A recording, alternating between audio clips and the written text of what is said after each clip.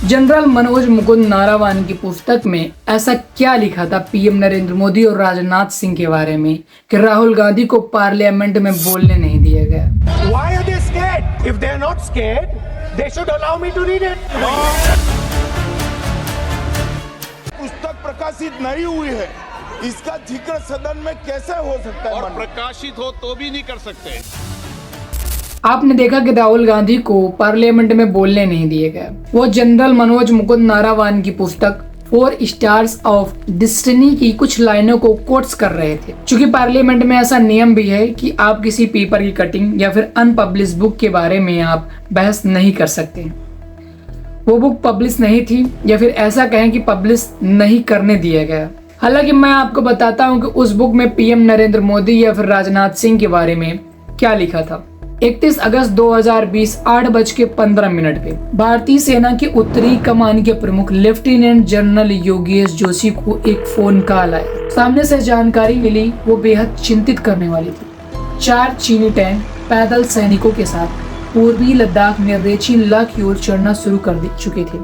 जोशी ने इस गतिविधि की सूचना प्रमुख जनरल मनोज मुकुंद नार्वे को दी और नार्वे जी ने इस घटना को बड़ी गंभीरता से लिया। ये चीनी टैंक भारतीय मोर्चे से कुछ दूर पर थे। भारतीय सैनिकों ने एक चेतावनी के तौर पर आसमान में गोले दागे। इसका कोई असर नहीं हुआ। चीनी आगे बढ़ते रहे। इसके बाद नार्वे ने भारत के राजनीतिक और सैन्य प्रमुख लीडरशिपों के पास फोन करना शुरू किया। रक्षा मंत्री राजनाथ सिंह, राष्ट्रीय सुरक्षा सलाहकार अजीत डोभाल, रक्षा प्रमुख जनरल बिपिन रावत और विदेश मंत्री एस जयशंकर। नार्वे लिखते हैं कि मैंने हर एक से यही पूछा कि मेरे लिए क्या आदेश है। स्थिति तेजी से बिगड़ रही थी और स्पष्टता की जरूरत थी। एक मौजूदा प्रोटोकॉल था। नार्वे को स्पष्ट आदेश थे कि शीर्ष से अनुमति मिलने तक गोली नहीं चलाई जाएगी। ऊपर से कोई साफ आदेश नहीं दिया गया। समय बीतता गया। रात 9:10 पे जोशी ने फिर नारवड़े के पास कॉल किया और कहा कि चीनी सेना काफी निकट आ गई है। 9:25 पर नारवड़े ने राजनाथ सिंह के पास फिर से फोन किया और दिशा निर्देश मांगे।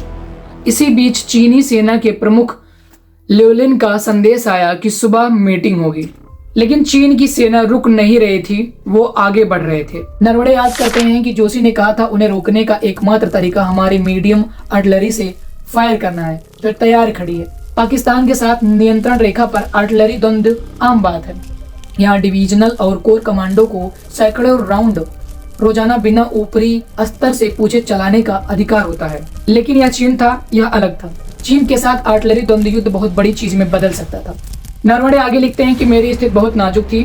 वो एक तरफ कमान के बीच फंसे थे जो सभी संभव साधनों से गोली चलाना चाहते थे और दूसरी तरफ मोदी सरकार के लोग जो अभी तक मुझे स्पष्ट कार्यकारी आदेश नहीं दे पा रहे थे। नरवड़े ने रक्षा मंत्री को फिर से फोन किया, जिन्होंने वापस कॉल करने के लिए वादा किया। समय खिंचता गया। हर मिनट चीनी टैंक और करीब आ रहे थे। रक्षा मंत्री राजनाथ सिंह 10:30 बजे वापस फोन किए। उन्होंने प्रधानमंत्री मोदी से बात की थी। मोदी के निर्देश सिर्फ एक वाक्य में थे, जो उचित समझो वो करो। नरवड़े जी आगे लिखते हैं कि मतलब यह पूरी तरह सैन्य फैसला होना था। मोदी से सलाह ली गई, उन्हें पूरी जानकारी दी गई, लेकिन उन्होंने खुद फैसला लेने से इनकार कर दिया।